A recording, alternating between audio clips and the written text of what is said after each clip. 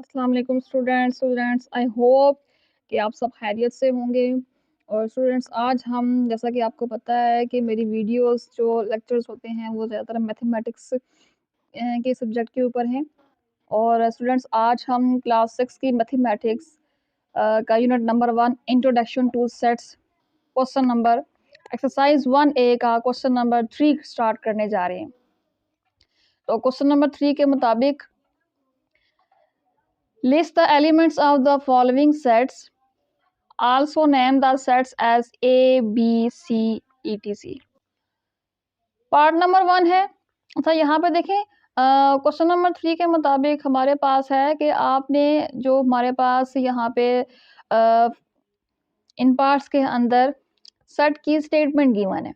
Okay, अब इन statement की मदद से हमने सेट की फॉर्म बनानी है। इनमें देखना है कि कौन कौन से इसके एलिमेंट्स आ रहे हैं, ठीक है, और फिर हमने इनको नेम भी देना है, इन सेट को नेम्स भी देने हैं। ओके स्टूडेंट्स, तो students class 6 countdown unit number 1 exercise 1A topic sets question number 3 list the elements of the following sets also name the sets as A, B, C, etc. First part के मुताबिक counting numbers less than 10, तो counting numbers less than 10 कौन से आ जाएंगे? तो आपको पता है कि सेट जो है हमारे पास किस फॉर्म में होता है, मैं यहाँ पे लिखूंगी तो आपको पता चल जाएगा। सपोज हम इसको ए का नाम देंगे, set of A which is equals to curly bracket से हम इसको स्टार्ट करते हैं। अब यहाँ पे देखें काउंटिंग नंबर्स लेस दैन 10, तो आप सबको पता है कि काउंटिंग नंबर्स जो होते हैं वो 1 से स्टार्ट होते हैं, तो हम लेस दैन 10 करेंगे। अब यहाँ पे देखें जो कॉन्सेप्ट आपके पास गिवन है वो है लेस दैन 10, क्लियर है? मैथ्स के फॉर्म में हम इसको लिखते हैं लेस दैन 10। तो अगर अब यहाँ पे होता ना less than and equal to 10 होता तो यहाँ पे हम 10 को भी शामिल करते, लेकिन यहाँ पे जस्ट लिखा हुआ है कि लेस दैन 10, तो हम यहाँ पे काउंटिंग नंबर स्टार्ट करेंगे 1 इन्वर्टेड कोमा 2 3 4 5 6 7 8 9 10 यहाँ पे क्यों शामिल नहीं होगा? क्योंकि मैंने अभी आपको रीजन बताया है कि यहाँ पे गिवन है कि लेस दैन 10, तो यहाँ पे जस्ट हम 9 तक लिखेंगे क्योंकि ये नंबर जो हैं वो लेस दैन 10 आ रहे हैं, और इसको हम इन्वर्टेड कोमा के साथ इनक्लोज करते हैं। तो ये फर्स्ट पार्ट हमारे पास कंप्लीट हो चुका है, जिसके मुताबिक काउंटिंग नंबर्स लेस दैन 10, तो हमने यहाँ पे इसको सेट ऑफ ए का नाम दिया और हमने काउंटिंग नंबर्स लिख दिए। अब नेक्स्ट पार्ट हमारे पास क्या गिवन है, part number 2 vowels in the word images. अब यहाँ पे देखें इमेजेस लिखा हुआ है, ठीक है। अब इस पूरे वर्ड में जो यह इस पूरे स्पेलिंग के अंदर हमने फाइंड करना है कि कौन सा जो लेटर है वो वावल लेटर्स हैं। तो आपको पता है कि जो वावल लेटर्स होते हैं वो A, E, I, O, U, ठीक है, 5 वावल लेटर्स हैं A, E, I, O, U। तो अब इसमें से देखेंगे कि कौन से हमारे पास वावल लेटर्स हैं। तो अब यहाँ पे देखें I is vowel letter, M is not a vowel letter, A is vowel letter, G is not a vowel letter, E is vowel letter, S is also not a vowel letter, तो I, A, E। Okay, तो ये हमारे पास इसके इस word में 3 vowel letters आ रहे हैं। तो यहाँ पे हम क्या लिखेंगे, तो इसको हम सेट ऑफ बी का नाम देंगे क्योंकि ये हमारे पास सेकंड सेट है। आप कोई भी नाम दे सकते हैं, अल्फ़ाबेट में से कोई भी लेटर आप उठा के तो उस सेट को आप नाम दे देंगे। तो मैंने यहाँ पे इसको सेट ऑफ बी का नाम दिया है विच इज़ इक्वल्स टू, अब यहाँ पे देखें मैंने आपको बताया है कि 3 जो है वो इसके अंदर वावल लेटर्स आ रहे हैं, तो इसको अगर हम अरेंज करके लिखें तो ये हमारे पास आ जाएगा A, E and I। Second part हमारा कंप्लीट हो चुका है। थर्ड पार्ट के मुताबिक क्या आ रहा है, थर्ड पार्ट के मुताबिक letters of the word mango. तो स्टूडेंट्स, जिस तरह आपने सेकंड पार्ट किया है, आप थर्ड पार्ट भी खुद कर सकते हैं। ओके, इसमें भी आपने यहाँ पे क्या है कि यहाँ पे लेटर पे वावल्स के बारे में पूछा गया था, लेकिन यहाँ पे लेटर्स के बारे में पूछा गया है, तो इसके अंदर ये तमाम लेटर्स आ जाएंगे।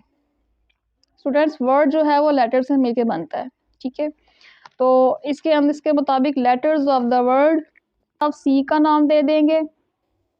अब लेटर्स, इसके तमाम लेटर्स इसमें आ जाएंगे। क्लियर है? तो इसको आप अरेंज करके भी लिख सकते हैं, अगर आप अरेंज नहीं भी करते तो तभी जो है वो ये करेक्ट होगा। M, A, N, G, O।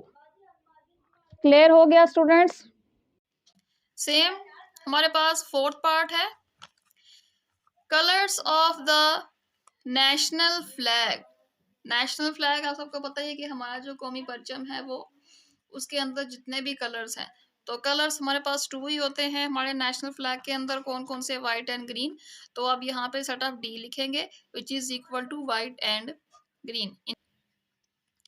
Part number 5 के मुताबिक numbers less than 25 and divisible by 5। तो स्टूडेंट्स, अब यहाँ पे नंबर्स हमने लेस देन 25 लिखने हैं, और वो वाले नंबर्स आने चाहिए जो 5 के साथ डिवाइड हो सकते हैं। तो सिमिलरली जो हमारे पास, आपने 5 का टेबल लिखना है, ठीक है, मल्टीपल्स ऑफ 5 लिखने हैं, और लेस देन होने चाहिए 25 तक। तो सेट ऑफ ई नेक्स्ट आ जाएगा, विच इज इक्वल्स टू, अब यहाँ पे 5 के फर्स्ट 4 मल्टीपल्स आ जाएंगे, क्योंकि जो 25 है ये 5th मल्टीपल है, लेकिन ये हमने इस सेट के अंदर शामिल नहीं करना। तो 5 से लेकर 20 तक नंबर्स जो है वो सेट ऑफ ई में आ जाएंगे। नेक्स्ट पार्ट नंबर 5 के मुताबिक कलर्स इन द रेनबो। तो जो हमारे पास रेनबो होती है, अच्छा स्टूडेंट, किसी ने सोचा है कि रेनबो जो है वो कैसे बनती है? चलिए मैं आपको बताती हूँ। बात स्टूडेंट्स को पता भी होता है, उनको टीचर्स ने बताया होता है, ठीक है।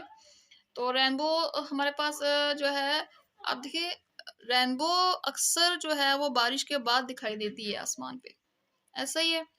इस तरह बनती है जब बारिश होने के बाद कुछ कतरे आसमान पे रह जाते हैं।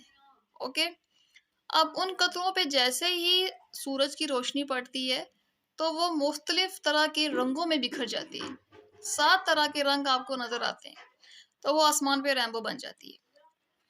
सूरज की रोशनी जैसे ही उन कतरों पे पड़ती है तो रेनबो बन जाती है, आपको दिखाई देती है।